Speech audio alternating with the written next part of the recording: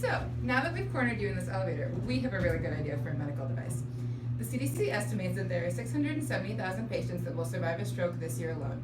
Less than 10% of stroke patients have access to rehab programs that can induce meaningful improvements, and of the patients who do, most receive only 1/6 of the total required therapy needed.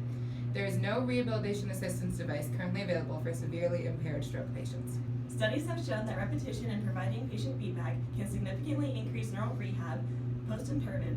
But, girls, how can we provide rehab to a larger patient population, force repetition, and provide feedback?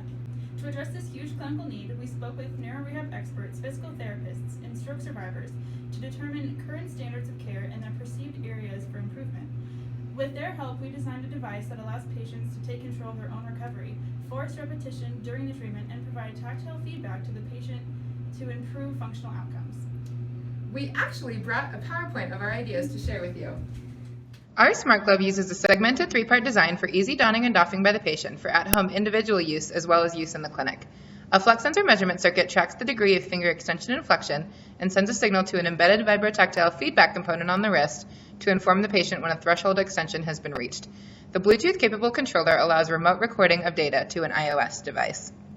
We validated our design by implementing customer surveys and benchmarking against our competition. Not only did we ensure our design ideas were feasible, but we ensured our team could adequately address the needs of the project. We needed expertise in project management, product design, software, hardware, FDA consultant, a business marketing associate, and a clinical consultant. In our alpha prototype, we created a comprehensive design of the product architecture where the location of the electronics, material, and Velcro straps were determined. When creating our beta prototype, we realized that the integrated elastic segments were too bulky, so we made revisions to include only 3 separate components: a finger sensor, a wrist sensor, and a wrist cuff. In our gamma prototype, we resolved the overlap problem by shifting the wrist sensor placement and permanently securing it to the wrist cuff. The finger sensor sleeve and finger clip were permanently bonded by sewing, glue, and Velcro to create a final product that was easy for the patient to use in the clinic as well as at home.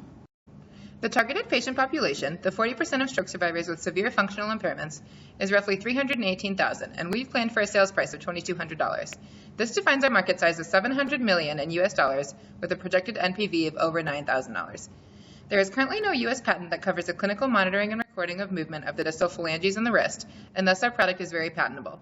We plan to submit a 510K to the FDA using the Music Glove as our predicate device. As soon as we receive FDA approval and a patent from the U.S. Patent Office, we plan to enter the market by approaching occupational therapists and demonstrating efficacy with patient customer testimonials and instructional videos. Oh, looks like this is your floor. Please keep us in mind. We could really benefit the lives of millions of patients with a simple investment from you. Thanks so much for your time.